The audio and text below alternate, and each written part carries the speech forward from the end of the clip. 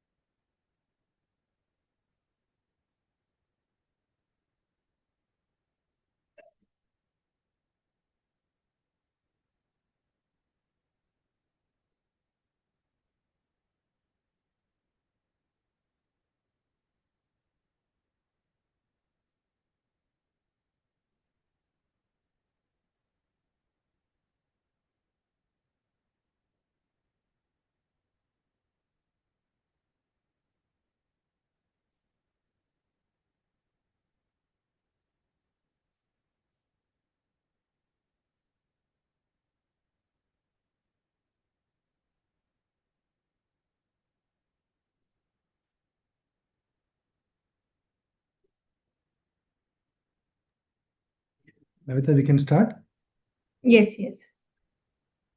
Yeah, I think so. We can start now. So, a very good evening to everyone. And today we have the honor of joining with us Professor Marta Imamura, who is an associate professor in Sao Paulo. And she is the associate professor at University of Sao Paulo School of Medicine, Department of Legal Medicine and Physical Medicine and Rehabilitation. She has a number of achievements and awards. She is the member of Pan American Health Organization Collaborating Center for Rehab, currently associate editor of Acta Physiatrica Journal, past president of Brazilian Association of Physical Medicine and Rehabilitation. She's also a past president of ISPRM, and she has served as a member at large of WFNR. And we are also excited to listen from you, Professor. And before starting, I would like to invite our chairperson or president of Mumbai Association of Physical Medicine and Rehabilitation, Dr. Srivastav, uh, to say a few words. I think it's a great honor for MEPMR to host Professor Martha Imamura, who is the past president of ISPRM, for today's talk. It's an honor. Thank you, ma'am. Thank you for joining us today. We can start. Thank you so much. I really would like to most sincerely thank for this honor to be participating in this session 12 of the monthly academic program of the Mumbai Association for Physical Medicine and Rehabilitation. And I do salute my dearest colleagues, Professor Navita and Professor Sriskatava, and also my new friend, Dr. Amit, the secretary of the Mumbai Association, and also the distinguished colleagues who are joining us today. So I'll start sharing the presentation. And please do interrupt anytime that you desire. Can you hear me well? Yes, Perfect. yeah. Thank you. So today we are going to explore a little bit this a very challenging word of the neuropathic and nociplastic pain. I would really like to start. I have no conflicts of interest, but during these next few minutes, we're going to focus on a quick overview on the key concepts of neuropathic and nociplastic pain, especially emphasizing our role as physical medicine and rehabilitation specialists and how important it is, the relevance in our clinical practice. By trying to associate the pathophysiological findings in these both conditions with the findings that we do have during physical examination, that will therefore introduce the rationale for the management of these conditions.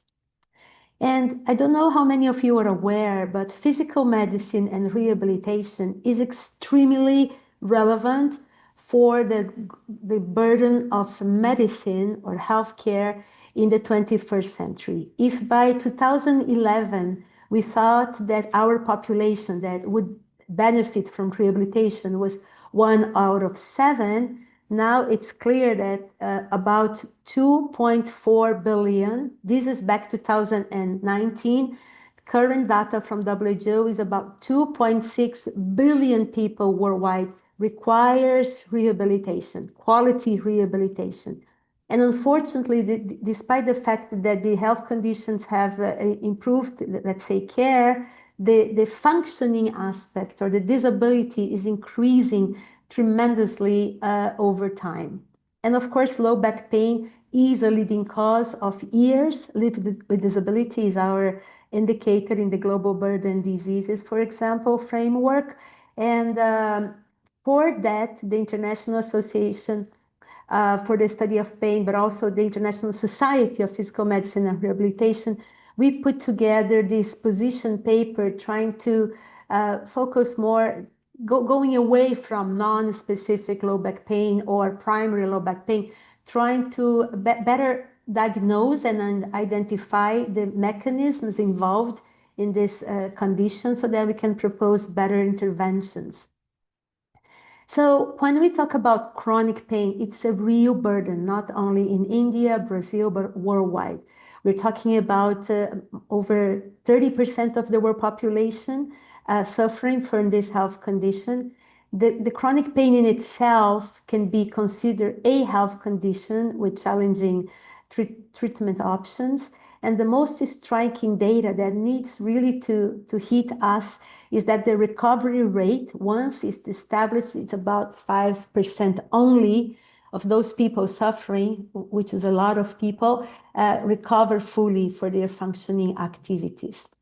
So this recent Lancet review characterizes pain or categorizes pain into these conditions such as nociplastic, which comes from a sensitized nervous system. That's what we're going to explore in more in depth and detail in the future minutes. Differentiating it from this other condition, which is neuropathic pain, which derives from a nerve injury. That could be metabolic, diabetes, could be infectious like Hansen's disease, which is a burden both in Brazil and India, but also spinal cord injury, stroke, herpes, and etc. So, and depending on the category of pain, there will be a set of treatment interventions by this classification. Unfortunately, for example, a patient typically with knee osteoarthritis, which is nociceptive in concept or theoretically, may have components both of nociplastic and neuropathic. And because we are so privileged as a medical specialty to be able to evaluate the patient as a person, not just as an injured nerve or a damaged cartilage, or etc., I think we are the ideal medical specialty to be able to address this enormous burden for the healthcare. So let's start simple.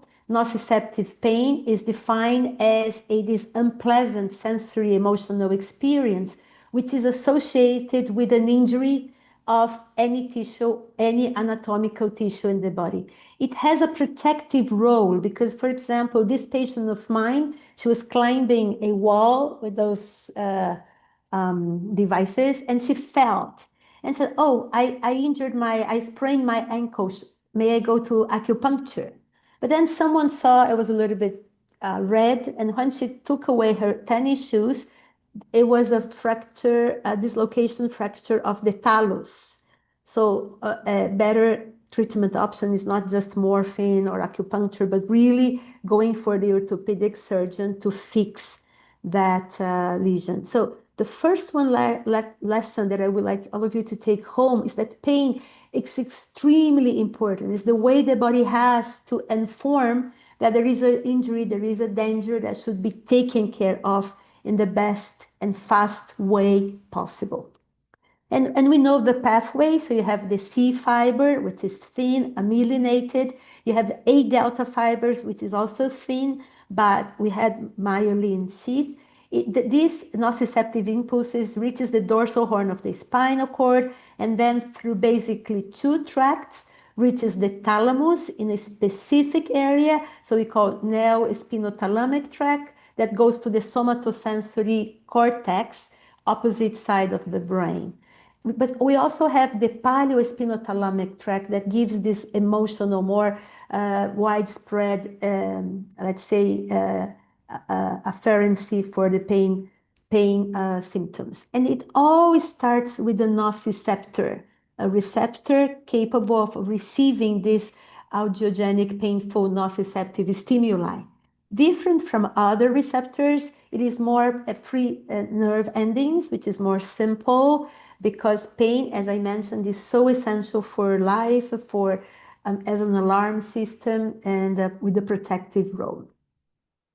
Even though it's so simple in terms of a free nerve ending, but see how complex it is because it has specific channels within its membrane, that surface membrane that can be sensitive to specific stimuli. Could be heat, could be cold, could be temperature, could be pressure, could be palpation, could be polymodal or even chemical. So once that nociceptor is activated, the painful stimuli travels through thin fibers compared to tactile and proprioception, so it's C and A data fibers, and reaching this brain circuitry, which is so complex, and we know still so little about it. How are these relationships within the brain? And then, as I said, activating the somatosensory cortex. When the painful stimuli reaches this area, then the patient has the perception, he can describe the pain he's feeling, etc. And this it happens in such a fast way. This is what is, I would say, even physiological. However, when there is any damage or any lesion affecting this somatosensory system from the nociceptor through the afferents, spinal cord, neurothalamic tracts, and the brain, any part of this pathway, you can have what we call neuropathic pain. And it's very important to differentiate between nociceptive and neuropathic pain because the interventions are completely different because of the pathophysiology of each condition. So, and if we think very carefully, most of our patients in the PRM or PMNR setting, they do have a potential for neuropathic pain. Patients with amputation, patients with Hansen's disease, which affects the sensory peripheral nerve fibers, the post-stroke with this mechanical allodynia, but also in the herpes or postneurotic neuralgia or diabetic painful neuropathy, and etc. So it's very common and we should be able to address them properly. Worldwide, for example, in Brazil, we have a 10% of the neuropathic pain in the general population. In India, there are some trials, but it's a really neuropathic pain in itself is a major public health in India. There are several studies. I brought just two as an example. It seems that the diabetic painful neuropathy is an important cause, but several others, to the point that 2026 is the global year for neuropathic pain. This is the theme for the International Association for the Study of Pain. And then several information, etc., has been released already. So basically, for the diagnostic, we have these four items that are crucial that we should pay a lot of attention. Number one, it's the pain should be within a plausible topographic distribution of the somatosensory nerve or system that is being injured or damaged or even with the potential damage. There should be a suggestive history of relevant neurological injury or disease, the presence of both positive and negative signs within that painful area that corresponds to an innervation of a segment or an area of the body. And then we should confirm with some neurological or diagnostic testing. So this is very crucial for the diagnosis of neuropathic pain. So there are several examples. So for example, for trigeminal neuralgia, post-herpetic neuralgia, post-amputation pain, where you have the phantom pain and the stump pain, for spinal cord injury, for the central pain in stroke, for example, multiple sclerosis, where you have the relapsing and then the increasing of pain. But it has to follow the area, anatomical area that represents that injured somatosensory system. The type of pain is also very characteristic. It means that if a painful stimuli causes an amount of pain that's of short duration and a certain intensity, when you talk about a neuropathic pain, that area that should be innervated by a sensory nerve is painful even uh, towards non-painful stimuli. For example, like we call allodynia, when a non-painful stimuli causes pain, which is more aberrant, more intense, more important in a abnormal pattern. So we have these two main characteristics. One is allodynia. So for example, a simple touch or a movement that usually do not cause pain, they start causing a abnormal sensation. And it's interesting because the tissue just next to the part that is, let's say, neuropathic and denervated is normal. And also you can have hyperalgesia, where it's a higher response to a painful stimuli. But one very characteristic component is the hyperpathia, which means when you, for example, touch an area with neuropathic pain with a painful stimuli, it is decrease the sensation. But once you stimulate increase the area of stimulation and increase the time and the intensity, then you reach a threshold where the response to that pain is really increased. To that physical finding we call hyperpathia.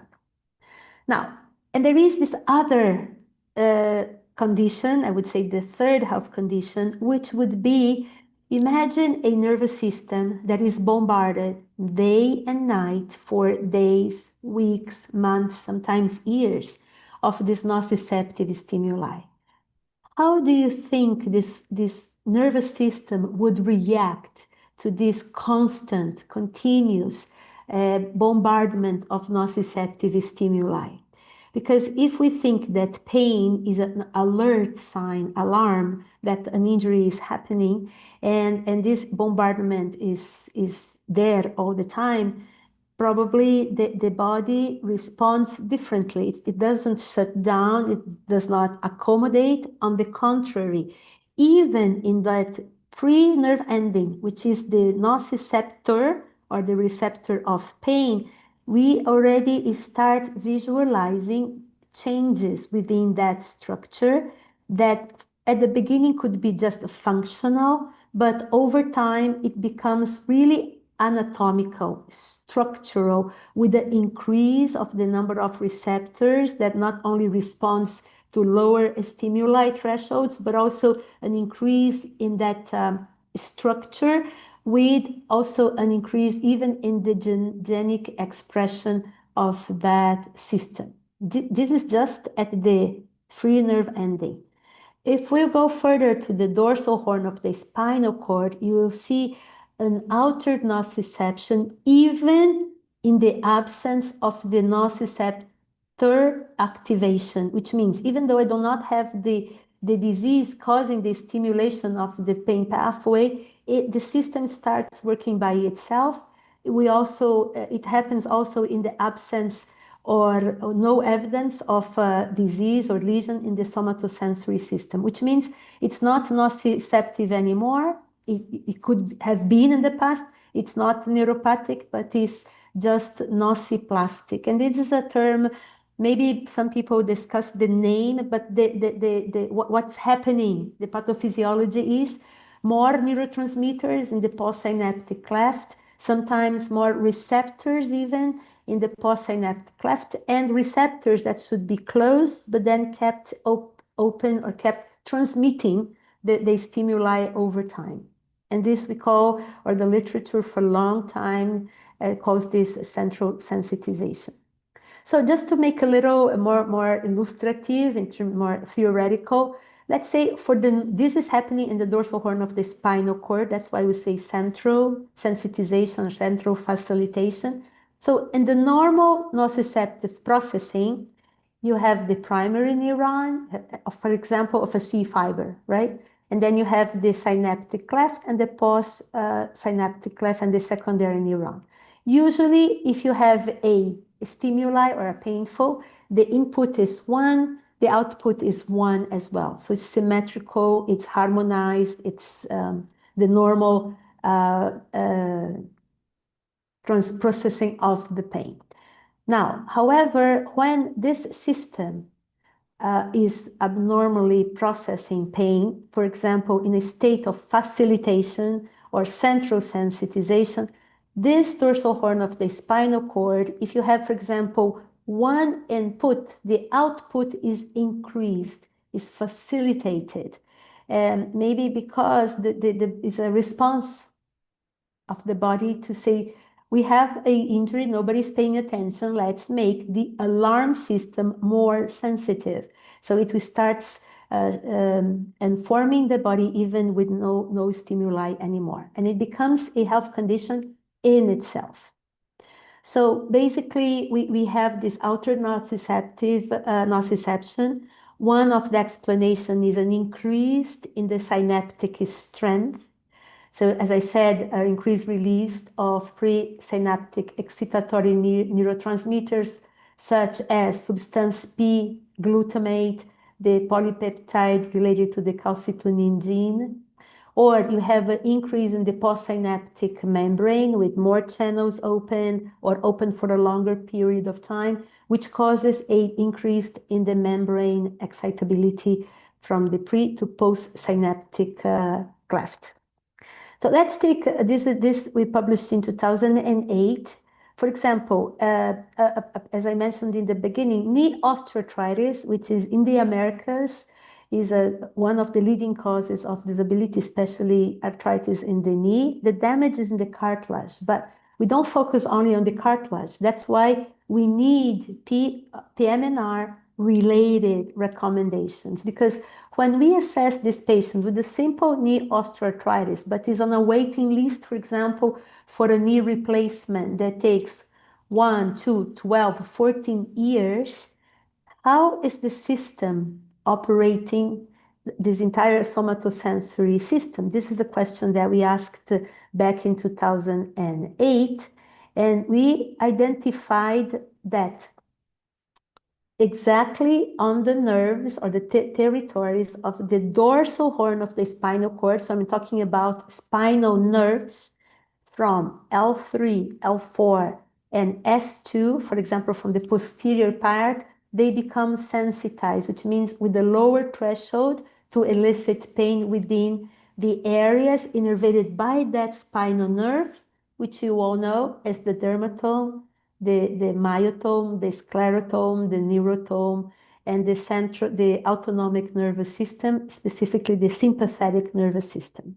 So if I have a patient with knee osteoarthritis, because I know the innervation, that the painful stimuli travels via femoral nerve, obtural nerve, and the sciatic nerve, I will look for signs of nociplastic components within those regions.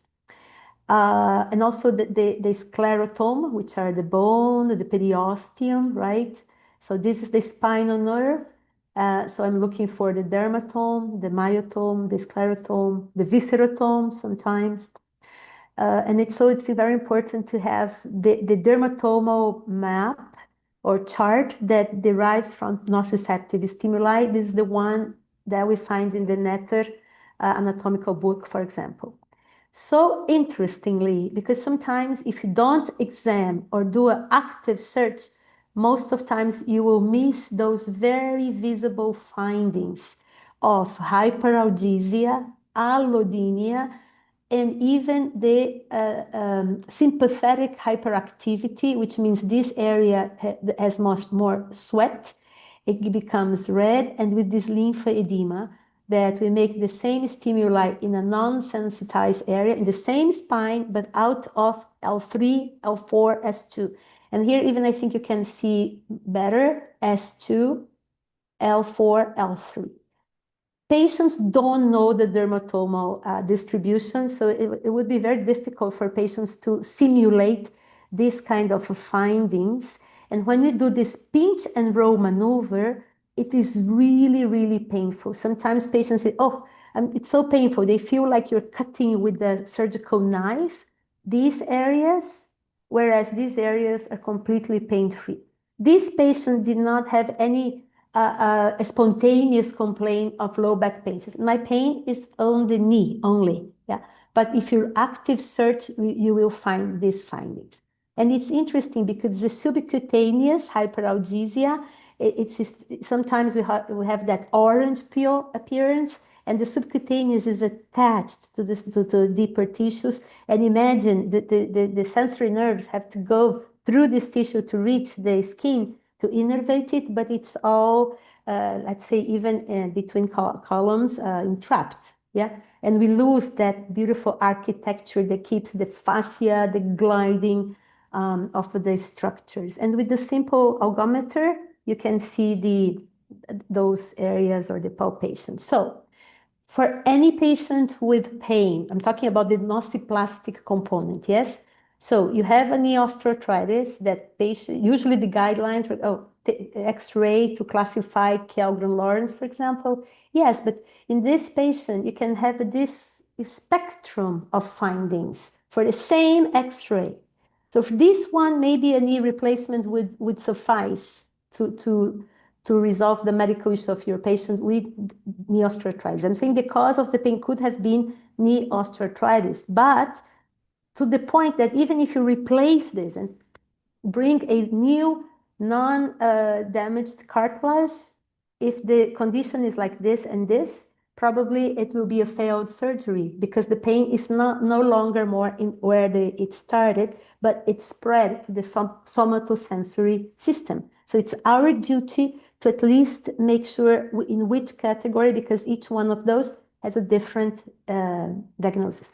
This could be somehow those with a genetic profile, hormonal changes, and it started as a knee osteoarthritis, but has more of a widespread sort of pain, and maybe the target could or should be the brain in itself, because all the others might not be enough. So let's now put it to examples. I love to bring the medical students, our residents, our postgraduate students. Okay, we have a real case scenario. This is a stroke patient, a gentleman with 56 years of age. He has all the comorbidities, had a stroke about 3 years ago. And imagine that he had a calcification on the subscapularis tendon. And by one session of a focal shock wave to target this area, so we replaced the shock wave to this calcification. It was 2 centimeters from the probe to the lesion. With one session, the patient could have active assisted, full range of motion, even functioning, which facilitated both the therapies, occupational and physiotherapy. So we're seeing that we can be very efficient in 5 minutes once we diagnose the cause, and this is opening the door for the entire rehabilitation process. This would be a case of a nociceptive pain caused by a calcification in the subscapularis tendon in a patient with stroke, which is different. Just because the patient has a stroke, I would say he has central pain. I think this is the message that we, as doctors who examine, who understands the patient as an entity, not just an injury or a health condition, stroke, for example, have the ability to identify and identify quickly. Now, some patients, again, let's say with stroke, when you do that pinch and roll maneuver and you have to go perpendicular to the dermatomal distribution, you will see that, for example, in this case, I don't have we have to examine patient by patient, but you see that when I reach C5, C6 dermatomal level, entire dermatomal level, he has pain. So this tells me, using this physical examination alone, that it may not be neuropathic pain, but it's a nociplastic component in this stroke patient. So if the injury is within this spinal nerve, for us at the office, easy target could be the posterior primary rami. Of course, it would be better to maybe a more definitive, but then I need more surgical theater, X-ray guidance, right?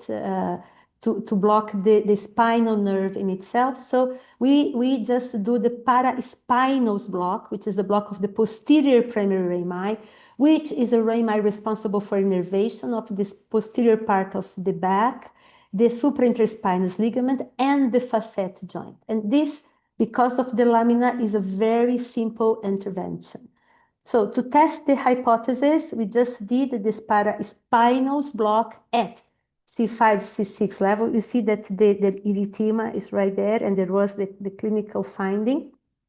So we do this block with it was with a simple analgesics, not a definite, but just take away that segmental, let's say, spinal nerve hyperalgesia, and then immediately after, just by withdrawing the needle, we already increase functioning, which means that in this one case, but we have several others that the restriction in the functioning was cause of the pain, not the muscular pain, but sensory. That's why it's important that we know the target so we are more efficient. And then immediately after, it's not 1 week, 2 weeks, or 3 months later. No, immediately after, 5 minutes later, we examine and we see that that area of hyperalgesia is no longer present. We could do it more refined in the research setting, but in the clinical setting, it's an easy way to assess and monitor the improvement, for example, and you also see the reduction in the spasticity, and which again facilitates the job of our colleagues from the physiotherapy, occupational therapy, etc. And this not touching the muscle, just taking away the pain, but because of the physical examination, we identify that in this particular case, the hyperalgesia was at the spinal nerve level. Now, this is a laser where we can do the same effect, but multiple levels. So this is in a patient with fibromyalgia, for example. And please, let's do not forget that, okay, we have the nociceptive stimuli, but we do have a powerful, very important modulatory system we call the suppressive pain system that comes from the periaqueductal gray matter, but also from different areas of the brain. But sometimes, again, in these chronic health conditions, this inhibition of pain that comes from the central nervous system is also dysfunctional or impaired or sometimes not even functioning. So that's why it's important, even for a patient with knee osteoarthritis or neuropathic pain, see if this descending system is functioning well or not. And we have the ways to measure it. Sometimes it's not so feasible in the clinic because it takes time, but it's very easy to do in the clinical setting. So I brought this very somehow consensus on how the Indian colleagues are the algorithm for using pharmacological management of neuropathic pain. So they start with the gabapentinoids or tricyclic antidepressants or selective duloxetine, for example, that it blocks both serotonin and noradrenaline reuptake. And follow up after 2 to 3 weeks. If they have inadequate response, then you progress like the ladder, like for any pain, the WHO ladder. You start with some intervention, wait, see if measures. We propose different. We propose interventions that we immediately assess if the patient is or is not a responder. So, and why it's important, specifically because in this, so for example, this is how the gabapentinoids, pregabalin, gabapentin, etc., these, let's say, anticonvulsants, but more specific, it binds to this calcium channel. It's a subunit, alpha 2 delta subunit. By blocking it or modulating it, the intake of calcium, you know that there is a decrease in the release of the neurotransmitter. So you're targeting pharmacologically one of the mechanisms for example, the neuropathic pain, which is decrease the release of nociceptive neurotransmitters from the presynaptic to the postsynaptic cleft. The other mechanism or type of medication is trying to optimize or have more these monoamines, serotonin and norepinephrine, within the synaptic cleft, because we know they act as inhibition of the pain within the central nervous system. So basically, these antidepressants could be like amitriptyline, for example, or nortriptyline, or more advanced dual, which blocks both the serotonin and noradrenaline. These medications block or inhibit the reuptake of these monoamines, which means you have more noradrenaline, more serotonin to facilitate the inhibition of pain within, for example, the dorsal horn of the spinal cord. When we go to the systematic reviews, meta-analysis, reviews on all those interventions for example, phantom limb pain, it still remains unclear. We lack control trials with adequate sample size and study methodology. We also have, even for post-stroke pain, it can be frequent, but there are still inconsistent within clinical guidelines. And our proposal, together with the group from both ISPRM and the World Federation Neurorehab, start producing physical medicine and rehabilitation related recommendations. And this is why we're working so hard, because even when you look for all these trials, even though they are consensus and they should be given, besides a high heterogeneity, over sometimes 80% heterogeneity, few studies, few patients introduced to either the medication, even this is the number one first line intervention, but with high heterogeneity, non-significant effects.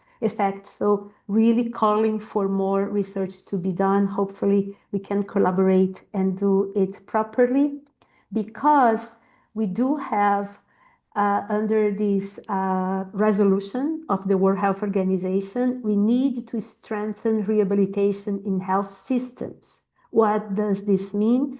This means that we need 1 billion more people benefiting from universal health coverage, which includes rehabilitation, right? So, and Brazil is a good model because our unified health system is a universal health coverage pattern. Our challenge, however, is because we cannot cover the entire population in need, but at least this year, member states were supposed to provide WHO with what is their status in terms of the services they include. At least they have a baseline so that the governments, policymakers can have a target to increase the services they offer, rehabilitation wise, reducing the out-of-pocket expenses, which means governments should be accountable and responsible to provision of the services, and then also increase the number of patients that receive the benefit under the universal health coverage. And for that, the only way I see this happening successfully is if we can provide equity. The same treatment for all, example giving, follow a guideline. I'm not sure if the Brazilian population will have socio-demographic, genetic profile that responds to a guideline produced, for example, from European countries using European patients. And also the reality that people who enters the system, maybe they don't even need, and they receive even more. And those who are in need, they don't receive anything. Of course, the best would be no pain, but we can provide for those who can have more.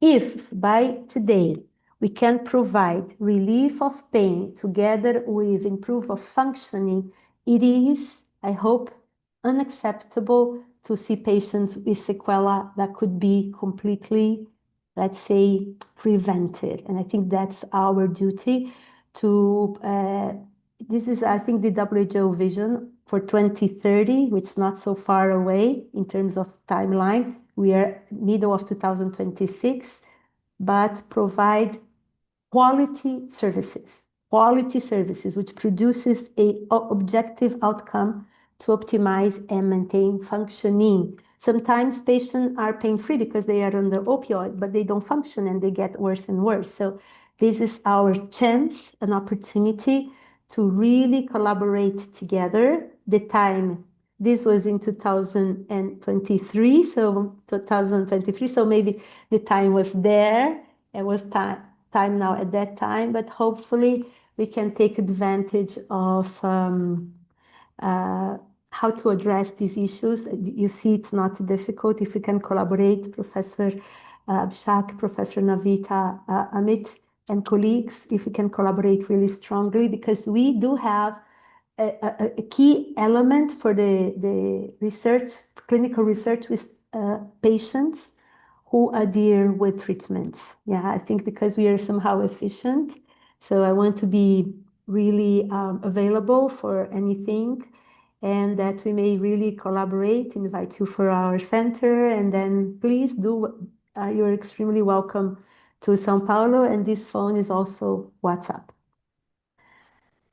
Thank you so much. Thank you, Professor Martha, for an excellent talk and how PMR people can change the neuropathic and neuroplastic and nociplastic pain and improve the quality of life patients living with this pain. We all know about it, and I'm sure everyone has gained a lot of knowledge with this. And now we are ready for the interaction. And I would request all of you to, if you have any questions, we'll be happy to take it. And please type your questions in the chat. I can see one of the questions from Professor Yadav.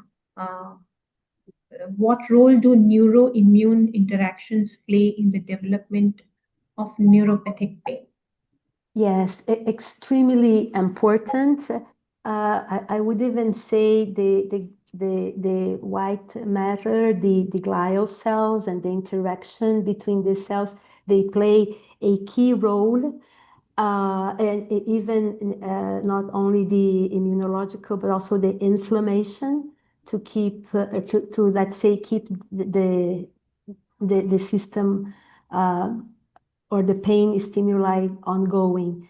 And that's why the multimodal aspect of trying to improve inflammation, because sometimes patients are receiving medications to try to decrease that component, but at the same time, they don't have the advice or the guidance to reduce the intake of inflammatory food or lack of, let's say, proper sleep that vanishes the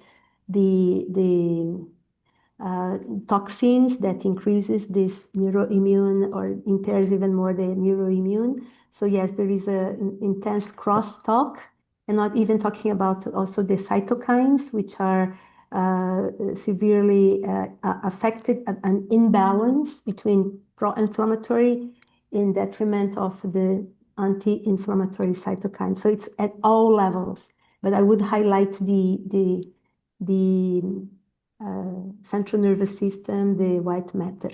Interestingly, however, is that when you see, for example, for a nociceptive patient, if we start studying the brain, there is atrophy of the gray matter, not the white matter. And we wonder why. And it's interesting because the regions are related specifically to the area. So, for example, a patient with phantom pain, we have a different area of decreased gray matter than a patient with knee osteoarthritis, for example. So, trying to map. And also, even though patients fail to fill the questionnaires for fibromyalgia, even a patient with a localized pain, they may have within, for example, if you use electroencephalograms, they have a higher activity of beta bands within the brain. So it's really important to have this entire concept and the interplay of the different systems. So I do really thank for that very important question. Thank you so much. And any other questions? But so Martha, there is some lot of papers coming now on the role of botulinum toxin in neuropathic pain. What do you have any Yes, experience in yeah, that? Do you yeah, have any yes. experience Oh, in that? thank you so much. Because may I share again? Because I had prepared, Professor. Sure, sure. If you can, I really no, because of the time, I did Yeah, not. But yes, I think it's so wonderful because we think so similarly. If I can share, I do believe that botulinum toxin is a key element. As you know, it does not only block the acetylcholine pathway, but the same way the toxin cleaves the snare protein and inhibits the release of neurotransmitters for pain. It's proven for substance P, glutamate, and calcitonin related gene. And in different areas, like for example, we identify snare protein in the trigeminal ganglion, etc. So, for example, in the clinical setting, because in India we have a lot of neuropathic pain caused by diabetes, so, for example, it's a double-blind control study. Okay, not so many patients, but with mechanical allodynia. One, Professor Abhishek, one injection. So they do 20 to 109 units. I'll show how they do, and compared with injecting placebo. So it's really blind because the doctor receive a syringe with some medication. They don't know what it is. And just one single session provided long-term relief for at least 9 months. So they do intradermal injections. They map the allodynia area of that focal neuropathy and then make a grid. So every 1 centimeter, they inject 5 units of botulinum toxin per site. Of course, it's a painful area, right? But the conclusion is that there is long-term and even botulinum toxin for spinal cord injury, pain. They could change the Cochrane guideline just by one trial that use it. So in Brazil, we are fighting to use it, but it's not approved that indication. So together with the group in Vancouver, we already try to, if you would like to collaborate, that would be, because it's just a single injection for a long period of time. And you can continue using the gabapentin, etc., but not only that. That's my point. thank you, thank you. There's Thank one you more so much. question, Maritha. Yeah, Yes, yes, yes. we have Yeah, one question from Dr. Astik. He's asking about how beneficial is the use of nutraceutical products like palmitoethyl, ethanolamide, and augmentin, arginine in the management of neuropathic or nociceptive, neuroplastic y- pain. yes, and specifically when I searched the literature for neuropathic pain in India, I think the more prescribed medications are one, gabapentin. Second is the this, as you were mentioning, this nutritional products. And of course, it can be beneficial, especially in those cases where neuropathic pain is caused by malnutrition. For our both countries, that might be the case. But I would really invite you to, if possible, assess, to be more precise, or if not possible, provide to everybody, but together assess the level of inflammation, of obesity, of inflammation that links to the first question on the neuroimmune.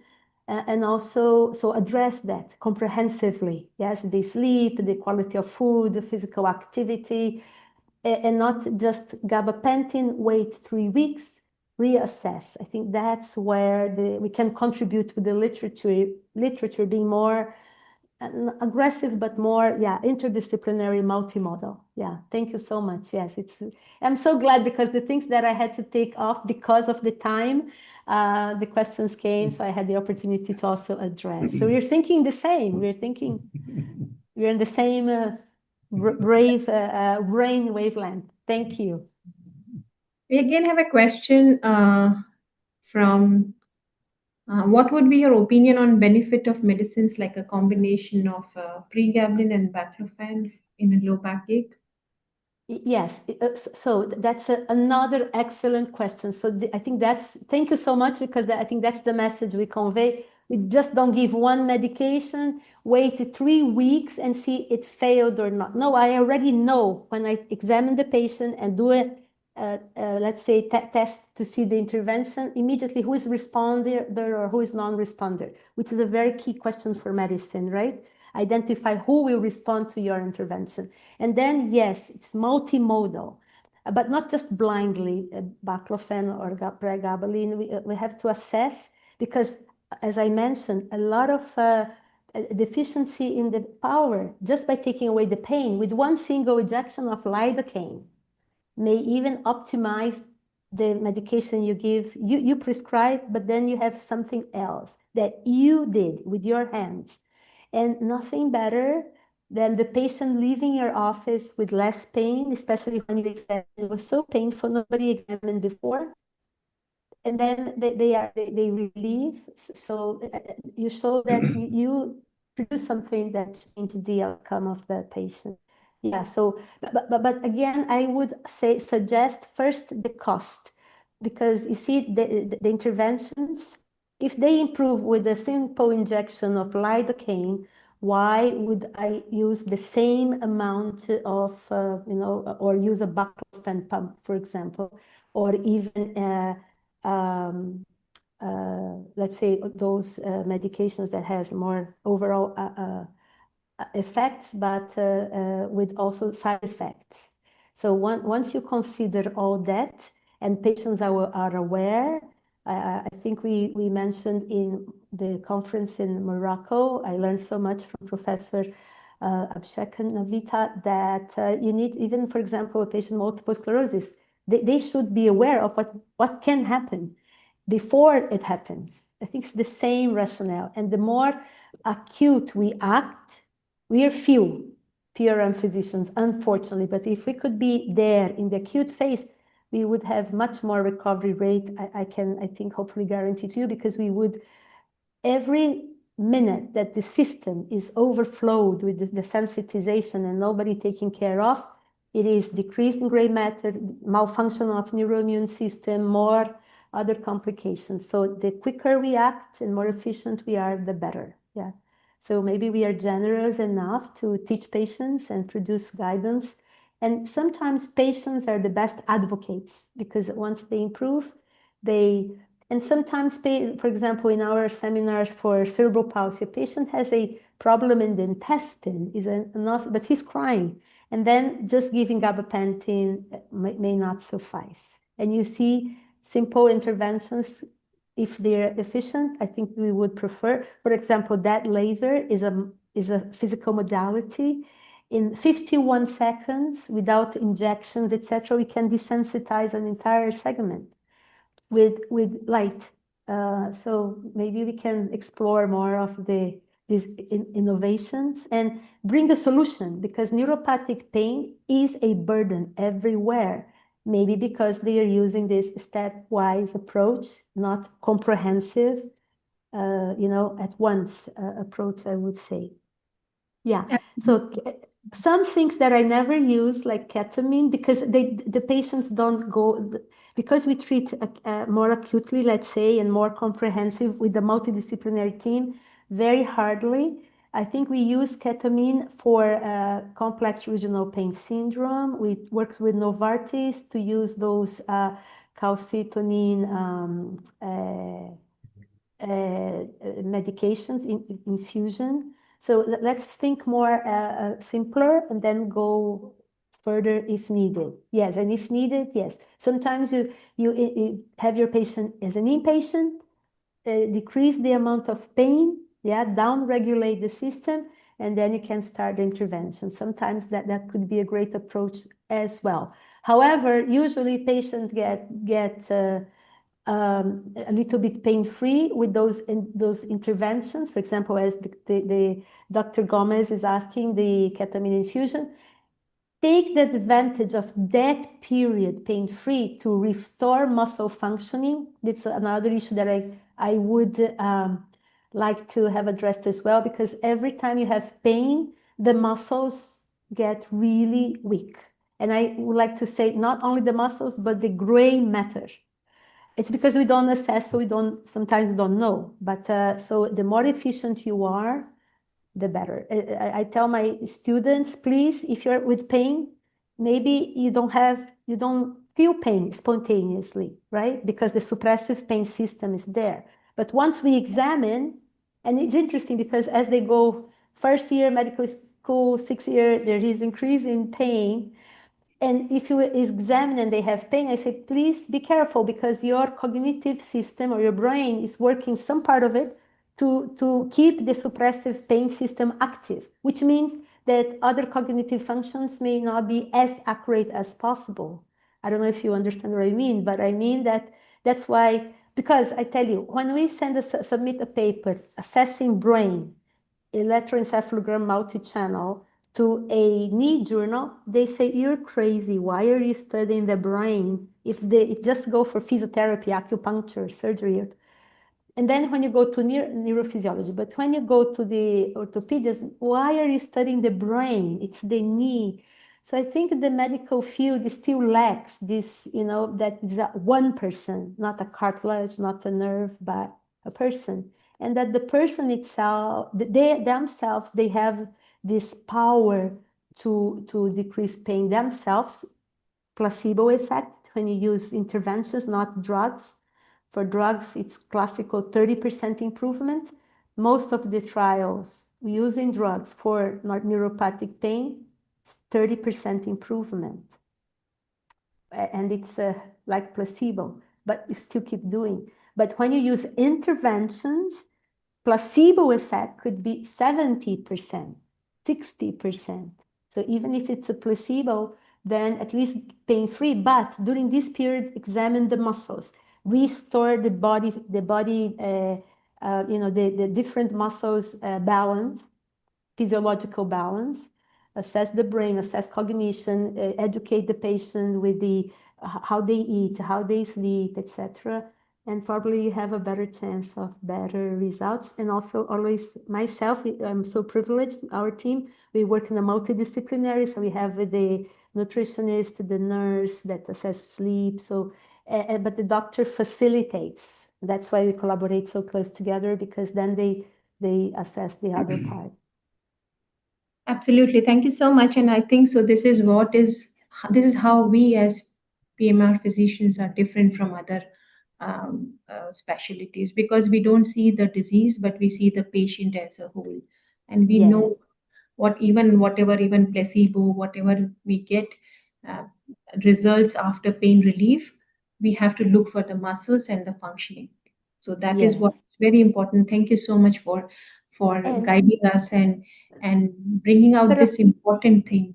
And yes, Professor Navita, I know it's we're late, but I just want to address that super important yeah, question yes, how effect, I because was of coming to that. the cannabinoids. Because Cannabis. please, do you know that we do have a powerful endocannabinoid system that is activated by the pain? So endocannabinoid system is part of the suppressive pain system together with the endogenous opioids like endorphin, dynorphin, and caffeine.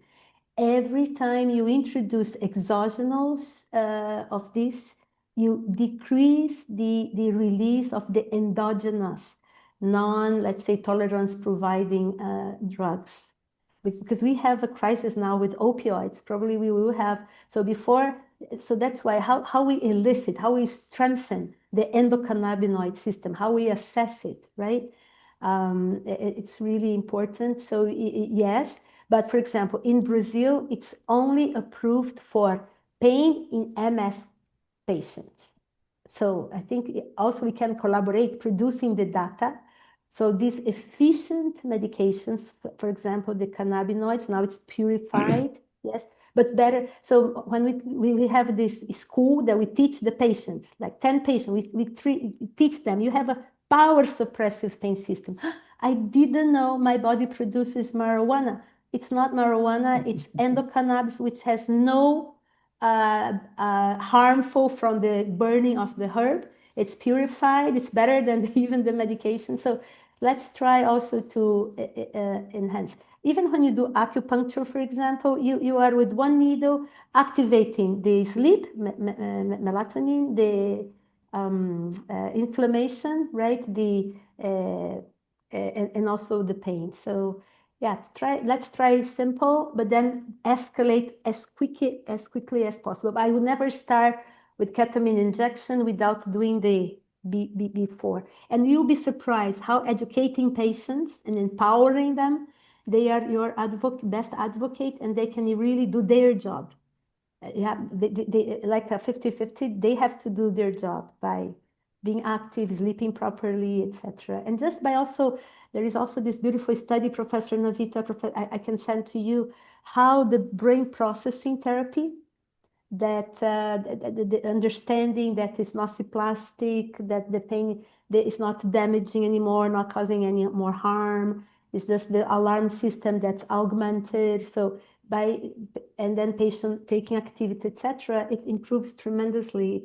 It's recently prepped. But thank you so much we are so much aligned. We have the same questions, same ideas. I am so honored, really honored.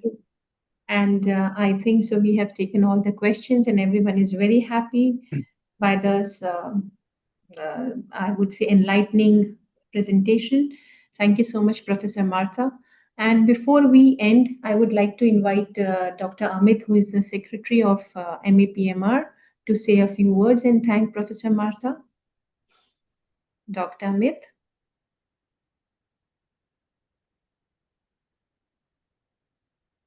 Sometimes the network doesn't work very well. So, but anyways, we are very happy, and thank you so much. And Professor Abhishek, would you Yeah, like to am say I audible, something? ma'am? Yeah. Yes, yes. Yeah. Just I was saying, I had a brief talk just with Dr. Martha before starting the session, and Mm-hmm. she was a wonderful person. And the way she has described, or she has gone with her presentation right from the basics, and she has made her explain, it's very beautiful. And she's also narrated us that it's the simple techniques before going to the complex ones, like giving lignocaine injections also, would be very useful, and understanding the patient and their level of pain would be another important step before going forward with the complex procedures. So we have definitely got a lot of knowledge from Dr. Martha, and I would like to thank her on behalf of NAPMR. Yeah, thank you, ma'am. Thank you so much, Dr. Amit. And I can see the excitement amongst all the participants. And Dr. Abhishek, would you like to conclude it before saying bye-bye to Professor Martha? Professor Martha, thank you very much. A very insightful presentation on the concepts of pain, and your answer to the last question, that don't give cannabinoid, we already have it in the body. So use the endogenous cannabinoid, not the exogenous one. It's a very, very good point you have made. Just to add, our next meeting of the IPMR will be MAPM. hosted by Martha chapter of PMNR in next January, and we will send you an invite to come to Mumbai and grace our Yeah. occasion. So if you have time, we will send an email to you, Mm. and we invite you to come to, actually it will be in Nagpur near Mumbai. Our next uh, annual Annual conference. conference of the Indian Academy of PMNR will be hosted by us, and we'd like to see you in next January most probably. Thank We'd you love very to much. have you, and yeah.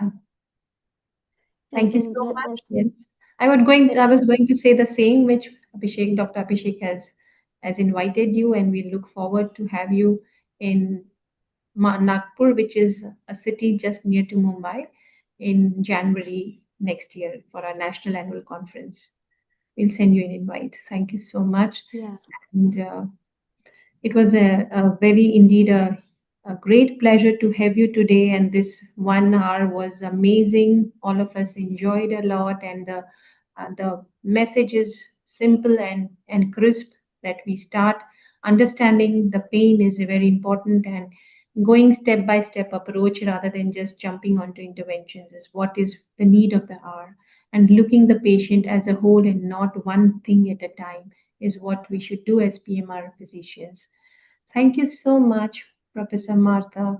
We look forward for another session in IUPMR, and we are definitely collaborating in next sessions Yeah. of SIG. ISPRM 6 and all. Thank you. Thank you so Thank much. you.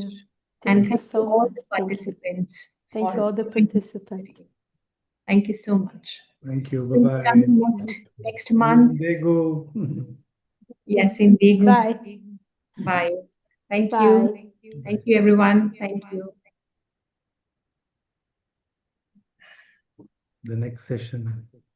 And the next session, we would like to invite in July. We are bringing another excited topic on spasticity. We are in talking to one of our foreign speakers, and we'll let you know the date and the time, which is on second Thursday of July. But we'll get back to you. Thank you so much for everyone for joining us today, and we look forward for the next month as well. Thank you so much. Thank you.